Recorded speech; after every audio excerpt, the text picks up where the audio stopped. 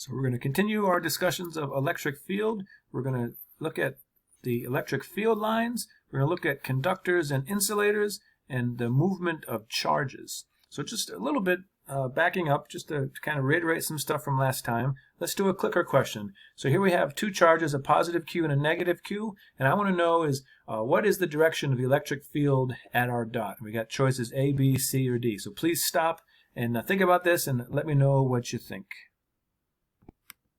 All right, so I got choice B, and so let's think about this. So hopefully you got the same thing. If I look at this point here, and so let's look at, again, the electric field from these two points. So remember, electric field, if we recall, points away from positive charges. So the electric field here would be pointing away from the positive charge, and then it would be pointing towards the negative charge. So like that. So that would be our electric field contributions from those two pieces. And if you note here, I drew the negative one bigger. And why did I do that? Well, I did that because you're a little bit closer to that negative one. All right. And so this is, in fact, this idea of an electric dipole, which we talked about last time. And so, again, that's just a little bit of practice with the electric field. Here's this, some of our discussion last time was with this electric dipole. If you remember, we went through and we calculated it. Just wanted to kind of follow up on that again. So this is totally the kind of thing that we could do on a quiz, is to ask you to do this. In fact, this week in discussion, we're going to have a question similar to this, maybe even a little bit harder, to sort of calculate. What we like to do sometimes in physics is calculate these general expressions for something like the electric field. And so again, if you remember, this was this general expression for the electric field at some point y above the origin, exactly in between the positive and the negative charge. And then what will happen a lot is that we'll replace this over here with this letter P. So again, that's something that you'll see where, again, P is equal to the magnitude of P is the charge times the distance of separation. And so for us in our example here, that distance of separation was 2a. And so what happens is a lot of times, you'll be measuring the electric field, or someone would be measuring the electric field from an electric dipole, and you don't really know the charge or the distance between them because you're really far away, but there's a dipole, so you can measure this P. And then that's the thing you can sort of use to define this a little bit better, right? And so that's sort of where that comes from. And then just sort of a picture. I talked about this again last time, but this idea that, so here we've got this big, electron cloud, and then the small nucleus, and in general, they're right on top of each other, and so the atom is neutral. Now, we're going to talk about this today, but this idea of polarization. So here, if you bring some, say, positive charge in there, then what happens is the center of the electron cloud is sort of pushed in. So this would be the where you would sort of think about your negative charge as being centered, and so you can think about it as sort of acting from there. And then the positive charge would be over here, and of course then there's going to be some distance of separation between them there. So you're creating an electric dipole. So you're taking something that's neutral, right, this atom, and now there's actually going to be a force on this positive charge, right? The positive charge is going to be sort of, if you look at it, it's going to be a little bit more attracted to the negative than the positive. And this is this effect of polarization. Okay, so I just wanted to sort of just connect what we were talking last time with dipoles to some of the stuff we're going to be connecting and discussing this time. And so this is a really important effect, especially in everyday sorts of electricity and static electricity and stuff. Okay, and so that's why this idea of an electric dipole is so important to us, is that it's like super common for this to pop up, and super important in a lot of different chemistry applications, biological applications, etc., like that. Okay, so for now though, I'd like to get to a pretty nasty example. So this is one that I think is kind of tricky. This is we're going to start now getting into examples where we end up doing a little bit more calculus. And we're going to it's going to be important for us to bring that calculus in. So here's the problem. So in the figure below, particles 1 and 2 are fixed in place on the x-axis at a separation of 8 centimeters. Their charges are Q1, 1 microcoulomb, and Q2 is negative 27 microcoulomb. Particle 3 with a charge of Q3 of 4 microcoulombs is to be placed on the line between particles 1 and 2 so that they produce a net electrostatic force on it. At what coordinate should particle 3 be placed to minimize the magnitude of that force? Okay, so first, just a couple little things. Micro is going to be 10 to the negative 6. So like I said, oftentimes with your coulombs, it's going to have kind of annoying units. And let's just look here just to kind of connect some of the stuff that we've done before. So if I I'm putting a positive charge here, so this Q3 is positive, in between this positive and this negative, and so the force is going to be repelling, so the force from 1 will be repelling, and the force from 2 will be attractive. So again, it's one of those situations where there's going to be a force everywhere in here, and so we can't find a place where the force is 0, but what we can do is find the place where the force is the smallest, okay, where the force is minimized. And this is the kind of thing that we're going to use some calculus for. So what I'd like you to do is just think about this for a second. Think about how you might approach this before we move on, and then I'll explain how I approached it. Okay, so hopefully you had a time to think about it. So last semester we asked students, and here's a lot of people had good responses. Here's a good response. So I would start by setting up my equation for net force on Q3. To do this, I would use my Coulomb's law, and then I would go through and get this equation. And then to minimize F, I would then find the critical points within the range from 0 to 8 centimeters. Okay, and by critical points, what you're going to do is take the derivative of this equation and find where it equals 0. So this is kind of a standard type of thing you would do in calculus. And so that's what we're going to go through and do. And so here's our setup. Again, I drew the picture kind of like this here. And so the force at that particular point, I'll call it the force total, for me would equal something like this. So I'd say K for the first one, Q1 times Q3. Again, so I'm putting my Q3 right there. And what I'm going to do is I'm just going to call this distance here to be X. And so I'd say K, Q1, Q3 over X squared, and then I'm going to add the force F2, so it'd be K, Q1, Q2, and so now, if you look here, this whole distance, right here, I want to label that as, I'm going to call it D, so D is equal to that 8 centimeters, and so I'm going to call this D minus X in there, because I'm thinking about it as that my D is bigger, and I'm taking away my X, and so that's going to give me this distance right here. So on my diagram, I like to say that there is D minus X. And so D minus X squared. And so that's my force total. And so then what you can do, just to be a little slick, is pull some stuff out of it. So here I pulled the K constant and the Q3 out of there just to take your equation. And so now again, this is one of those situations where we've done the physics part, we've set up the physics part, and we're trying to go through and solve this problem. And at this point, it's more of a mathematical problem. And so here's something, just a little bit of practice. So we want to do, like that student described, is take the derivative df total dx. So what I'd like you to do is go through and try this right now, and then we'll see if we get the same thing. Okay, so now what I like to do is I like to rewrite this when I'm doing these derivatives. You know, everyone's a little bit different. Again, I don't care how you do your derivative. I just care that you know how to do it. And so I'll write this x as upstairs with like a negative exponent. Again, just because I think that's, I like doing that myself. I make less mistakes when I do it that way.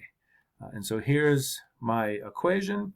And so then if I'm taking df total with respect to x, so this is kind of nice that we pulled out the k and the q3. I just put that there, don't worry about it. And so here my derivative would be, there'd be a negative 2 out front, q1, and then x, and then that would change to the negative 3 power. Now in the next case, so I'll write the q2, and this one's a little bit more complicated because you've got to do a chain rule. And so what I would do is you take the derivative of this thing, and so I'd have negative 2 d minus x to negative 3, and then the derivative with respect to x of inside of here, and that would give me a negative 1. And so I'm doing a chain rule where I'm sort of calling my u to be d minus x. And then what I'm doing is I'm having this is my the derivative of u with respect to x, and then this is my derivative with the sort of u plugged in there. Again, it doesn't matter to me how you end up doing your derivative as long as you can do it. And so then here, if I sort of clean this up a little bit, I can write it out like this. So 2k q3, so I pulled a 2 out of both sides. And then here, if I put everything sort of back the way it was, I get negative q1 over x cubed plus q2 over d minus x cubed. And that equals 0. And of course here, there was this factor of negative 2 and negative 1, and so the negative signs canceled. So definitely stop here and make sure you can figure out how I did this, and make sure you get the derivative to be the same, and we'll move on. All right. All right, and so then what do we do here? Well, again, to minimize this, we set the first derivative equal to 0. And so that leads us to something like this. So we got q1 over x cubed. And what's nice is I can, again, just sort of get rid of all of that stuff. They're just constants. Just sort of cross them all out, divide them over here. And I'll get that basically this term has to equal that term. And now it's just a matter of going through and solving this equation. And so one nice way to do it is, again, you can do this any way you want, but I would just sort of cross multiply here and get something kind of like this. Okay, so q2 over q1 is equal to d minus x cubed over x cubed. And then what you do is you just take the cubed root of both sides. Okay, and when you do that, I'll just sort of switch everything over. You get d minus x over x. That's the cube root of this side. That's pretty easy.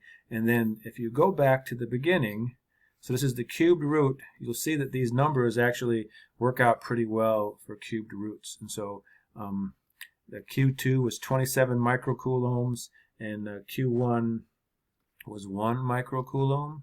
And so you can just sort of cancel out the microcoulombs, and so it's the cube root of 27, which gives us 9.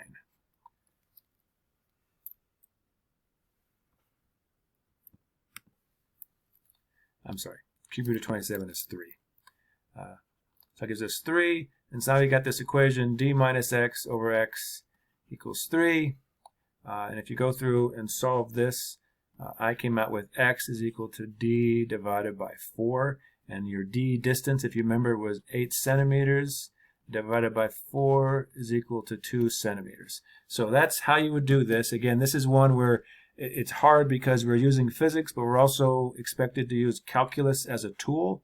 Another thing I did is I actually plotted this. So I took that function that we had for our f function and plotted it as a function of x inside that region. And of course you can't really see here, but this would be 1, 2, 3, 4, 5, 6, 7, 8. So if you look here, this point over here is the minimum if you actually graph this out. So it does actually happen at 2 centimeters. So it's kind of nice to see that. I mean, in theory, if you had a computer, you could have done it that way from the outset, but it's also nice to go through and show that the calculus works too.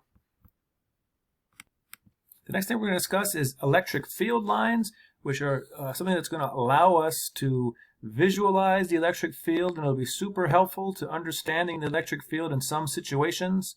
And so let's just discuss how those work. So this is the electric field lines, and in general there's a few rules. So the arrow gives the direction of the electric field. In general, this arrow will start on a positive charge and end on a negative charge. Okay, sometimes you won't sort of see those charges, and if there is no other charge, it can just sort of go off into infinity. The density, which is how close together the lines are, gives you an indication of the strength of the field. So the electric field lines never cross. This is like Ghostbusters. And the number leaving the point is proportional to the charge. So these are the rules, and with these rules you can interpret, hopefully, most of the electric field situations that you come across. And so here's the electric field from a dipole, which we've studied a little bit here, which is nice. So hopefully you can see here that at some point, again, along the line bisecting these, the electric field. So at this point, so the electric field is going to be, at some point, is going to be tangent to the electric field lines. So like over here, this would be tangent to those electric field lines, which of course we had discussed before that, you know, that sort of point where it's bisecting between the dipole, you only have an X part of your electric field. And also, you know, the density of the lines tell you some sort of indication of sort of how strong the field is. So let's do a couple of examples here to sort of hit home on this. Here's a question a student had. Do we always assume that a charge of magnitude Q has 8 field lines? Not at all. You basically just sort of set up, you know, I think this person must have been looking at a picture that had 8 field lines, but the idea is that the number of lines leaving is proportional to the charge. So if you look at our two pictures here, like you know, if you look at these, there's the same number of lines leaving this guy as there is coming into this guy. So these ones here would have an equal charge, okay? And so there is no sort of rule like how many lines equals a charge. It's just that in every picture, you can use that as an indication as to how big that charge is. And so here's a good question. So in which direction will a negative charge at point A feel a force? So if I put a negative charge at point A, what's going to be the force on that one? So give this a second and think about it. Maybe stop the video and let us know what you think. Okay, so let's look at A here. So on this one here, I got this choice. Now let's look at what you got. So here's the thing. So if you look at that picture, right? So the electric field line at that point is pointing, you know, roughly in this direction here. All right. Again, electric field lines always point tangent, or I'm sorry, the electric field always points tangent to the electric field line at some point. However, at that particular point, since it's a negative charge, all right, it's going to always feel a force in the opposite direction, right? If our big equation that we learned for that is that the force equals Q times electric field. And so if Q is negative, then your F is going to have the opposite direction as the electric field. Okay, so at that point here, the electric field is sort of pointing this way, but the actual force that a negative charge would feel at that moment would be directed backwards. So let's see, in the video when you put a negative particle into the field, the force on it is in the opposite to the direction of the electric field. Again, so that's our definition, right? So we've decided amongst ourselves as people studying physics to say that the electric field points in the direction that a positive charge would feel a force. We could have done it the opposite way, but that's, you know, it's a little more complicated, and as long as we agree is all that really matters. All right, so here's another one to stop and think about. The magnitude of the electric field at point Y is greater than at point X. What do you think? Okay, so this one is false, and hopefully you got that. And again, what it is it's about the density of the line. So if you look at point X, the lines, the electric field lines, are closer together than they are at Y. Okay, so sometimes people think, or a common misconception can be that if you're closer to the line, the electric field must be stronger. And that's not what it is. It's how close the lines are together that makes the difference there for something like that. And so we call it the density of E field lines, right? So on this picture here, you know, some of the strongest electric field would be in these regions here where the lines are really close together. And then some of the weakest would be at these outside points where the lines are getting further apart. And you look here, I can sort of draw a little picture to kind of get a gauge of that.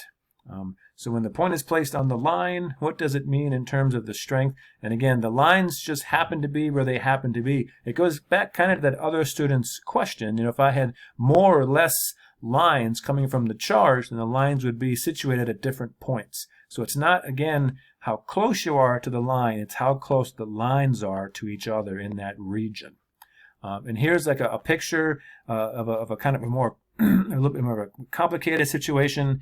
And so this is the kind of thing where you can look at this and try to estimate, you know, sort of how bigger the field is at one point than another. And it's really hard to be perfect with this, super quantitative, but you can kind of get a sense of it. So if I look at this point P, right, so I got a point P and a point R, and I look at, I'm just drawing little vectors of basically the difference between, the distance between the lines at those regions.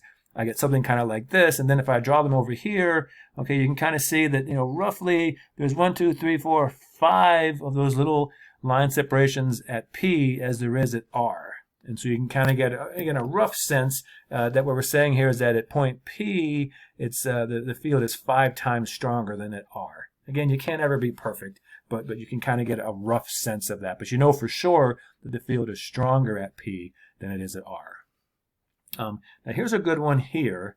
And so this is one, this thing here is called a capacitor. We're going to deal a lot with capacitors in the next few weeks. Now, you probably don't know anything about them, and that's fine. I'm not expecting you to. But what I've done here is I've drawn the electric field lines, okay, 1, 2, 3, 4, sort of 5 electric field lines, and I want you to tell me, okay, these 5 points, 1, 2, 3, 4, 5, these black dot points, I want you to tell me is which ones have the strongest electric field and which ones have the smallest electric field, judging completely from the electric field lines. So go ahead and stop and think about this one, and I'll tell you what I think. Okay, so now this one is a super counterintuitive one, but what I'm going to say is that basically, or not basically, but in our case here, all these electric fields are equal. So hopefully you got that here. And again, I didn't tell you physically why this happens. We're going to get into that over the next couple of weeks with this idea of a capacitor. So first of all, for those of you playing at home, we're assuming this is an ideal capacitor. We'll talk more about that later. But the way that I wanted you to get that here is by looking at the electric field lines. If I draw little arrows between the electric field lines, it's the same distance everywhere. The density of the lines is equal. All right, and so inside a capacitor is going to be our classic example of a place where the E field is constant. Okay, again, you can sort of say, why is that? Well, we're going to talk about it. Okay, I haven't told you why, but it's such an important thing that I thought we would just sort of get it into your heads now, and then when we come across this stuff in the next couple of weeks, it'll be kind of generally reinforced. And it's also kind of a nice example, you know, to look at this. You know, it's you know, sometimes if you're sort of looking at I guess another nice example to sort of better understand electric field lines too. Okay, so now we're going to end up looking at these idea of conductors and insulators. And so here's my super up-to-date picture. It's a joke. But basically, this is a conductor. So this material here. So a conductor is a material where the electrons are essentially free to, there's like generally one free electron with every atom. So here we've got a number of atoms which are a positive and a negative. The positives are stuck there, but the electrons can move around. And we're going to do lots of talking about conductors. And so what happens is when this person brings some sort of a charged rod nearby, the electrons either move completely towards it or completely away from it. So they're really flexible to move inside a perfect conductor. And so how do electrons move freely while not technically belonging to an individual atom? So this is a tough question, right? Basically, in order to understand how conductors really work, you've got to understand quantum mechanics. And so for us, we're basically just going to say that that's how it works, unfortunately. And so this should help us to sort of understand these materials. But essentially the way this works is one of the electrons in every atom is basically free to move at will around anywhere in the whole material. Okay, and that's how a conductor works. Now an insulator is not that way. So an insulator, the electron can't necessarily leave the atom, but what it can do is get polarized, which is what we were talking about at the beginning of this video. And so polarized is this idea that, again, you know, if I have some atom where like sort of the negative electron cloud and the positive are overlapping, okay, if I bring some charge nearby or something, then that basically those two overlaps can move over. And so this would be sort of where the negative is situated and where the positive is situated. And you get them separated. And when there's a dipole, when there's a separation in that charge, you can have a force like we talked about. And so here's again a picture of an insulator. And when you bring over one of the charged rods, right, if it's negative, the electrons go to the other side of the atom. If it's and if it was positive, the electrons would go to the front side of the atom. But the whole picture here, though, is that the atom gets polarized. And you know, so it creates a dipole, and this can lead to an electric force. And so this is why you can have electric forces between things that are, you know, neutral if you look at the whole picture. But because of this effect of polarization, you can actually end up having a force. So if an insulator is polarizable, would a polarized insulator cause an electric shock when touched? So generally for an electric shock, I mean, it sort of depends on what's happening. There's a lot of different kind of situations where there needs to be some charge to kind of jump across or something, right? And so what we end up doing a lot in these kind of discussions is, you know, you'll sort of like when we get static electricity at home, it's generally because we're walking on a carpet or something and we're basically exchanging charge somehow with something. And then we have some excess charge that either jumps away or towards us or something. And that's where this shock comes from. Okay, so let's look at a question here, kind of along these same lines. So a metal ball hangs from the ceiling by an insulating thread. The ball is attracted to a positive charged rod held near the ball. The charge of the ball must be what? Okay, so I want you to think about this, and then we'll talk about it in a second. Okay, so what do I get on this one? I get negative or neutral. So let's talk about this. Okay, so first of all, this is a metal ball. Okay, so it's got electrons that are free to basically move anywhere. And so we want to know, so first of all, if the ball was negatively charged, if it had some extra electrons, well, of course, that makes sense that it could be attracted to this positive charge. But the other thing is, you know, so if we have our metal ball, if I bring this positive charge close to it, what's going to happen is I'm going to get a bunch of electrons moving over here that are going to leave behind kind of a positive over here. And so the whole ball becomes kind of a big semi-electric dipole or something. Okay, and if that's true, okay, if that happens, then this ball is going to be attracted over to this positive charge. So again, you can kind of draw a picture. Let me change my color scheme here. And so you can imagine that there'll be some negatives here, leaving behind some positives here. Okay, and so even though it's a piece of metal, it can still have this polarized effect. It just sort of does it on sort of a larger scale. Okay, and the thing is, this would be the same sort of idea if I said something beside, like if I said an insulating ball. This could happen too. It would just sort of happen sort of more along the lines of what we were just sort of talking about. Okay, and so you can have this sort of happen in a couple different ways. Okay, and then a student asked a really great question. So when will the ball be repelled in this example? So if it's repelled, then you know there has to be some negative excess charge on that ball. And so that's what happens in, you know, if you do experiments like this, which we'll do sometimes in physics courses like this, is whenever you have attraction, you're not really sure if it's because you have the same charge or if it's because, I'm sorry, when you have attraction, you're never really sure if it's because you have opposite charges or if because you have, okay, let me back up here. I think I may have said this wrong. Let me just be real clear. So let's go back to that student's question. So when will the ball be repelled in this example? The ball will be repelled if there's excess positive charge on the metal ball. So there's sort of some sort of excess positive on that ball. All right, and so in a case like this, if you have attraction, you don't know for this guy if it's because the ball is negative or neutral, right, because of this polarization effect. But polarization will always be an attractive force. And so if the ball is being repelled, then you know it has to be the same charge as whatever the stick you're using or whatever in order for this to happen. And so I think we did some discussion of this in the video. And so here's an example of how this works. And I think the example I used was of a balloon. Now, and so the idea would be that the object gets some charge on it, like the balloon, and when you bring it close to a wall, right, which would in general be an insulator, the atoms in the wall polarize, just like this, right? So they get it so where the electrons are closer and the protons get left behind, and then when that happens, you can actually have this attraction here. Okay, and that's how you get like a balloon to stick up against the wall. And there's lots of different examples of situations where you can have cool polarization effects like this. So a couple of student questions. So for the balloon and the wall example, how do you know that the balloon becomes positively charged?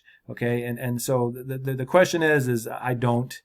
Basically, the way that it works is when you rub balloons with different kinds of materials, basically any two kinds of materials, when you rub them, they'll sort of have a different way that they give charges off or something, right? And so depending on what you rub on the balloon, it could either get some extra positive or some extra negative. So in this example that I this picture that we're showing here, when you rubbed, whatever you rubbed the balloon with, it took electrons away from the balloon, leaving bare protons, and made it positive. But I could have made it negative if I rubbed it with some other kind of material. And the point is, it really doesn't matter what charge is on the balloon, because the wall is neutral and it's going to polarize either way. Okay, so what's really key is that this effect will happen no matter what charge the balloon has. And then another student said, if a charge is induced in an object, why does the balloon stick to the screen but eventually falls off? So basically just the charge goes somewhere. Maybe it jumps onto some other part of the wall, or maybe you know, there's just different places. If it was perfectly isolated, right, it would eventually stay there, but basically it just sort of goes off and it doesn't necessarily stay there the whole time.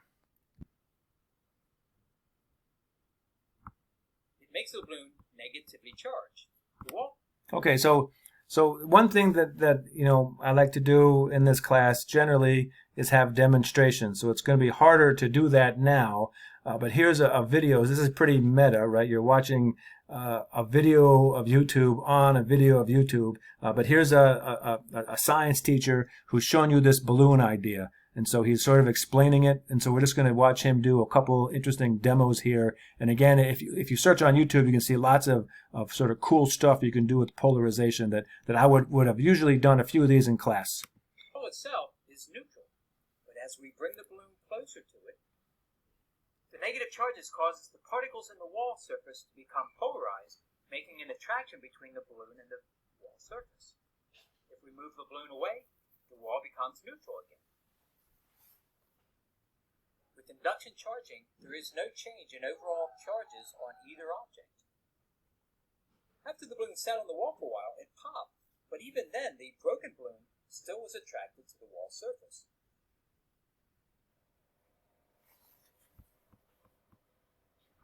Now here this guy, so this is another thing that we would do something similar, but this is, I think, cooler than we would do in our class. And so he's got a piece of wood here that's an insulator. Okay, and he's going to take a rod and rub it with like a piece of fur or something. And by doing that, he'll make his rod charged up. Okay, so he'll make his stick there charged up. And when he brings the stick close to that piece of wood, so he's got like a piece of like PVC pipe. When he brings that PVC pipe close to the wood, it's going to, again, just like we were talking about with the balloon, it's going to polarize the atoms in the wood. And because of that, there'll actually be an attractive force between his PVC pipe and the wood. And you can see him actually being able to rotate this this piece of wood, which again is an insulator, has no charge on it. So let's watch this other example. Now, wood is actually a very good insulator. In this case, I have an 8-foot 2x4 hanging from the ceiling.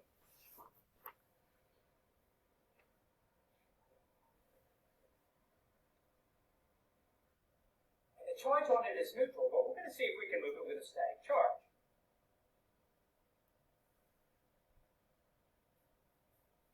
Now we'll get a nice charge on our PVC pipe here. See if we can move it. Okay, there it goes. See if I can reverse direction.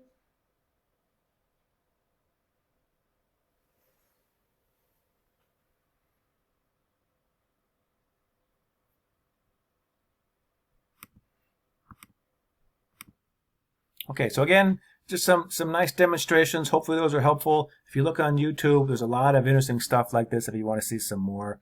All right, thanks a lot. We'll see you guys next time.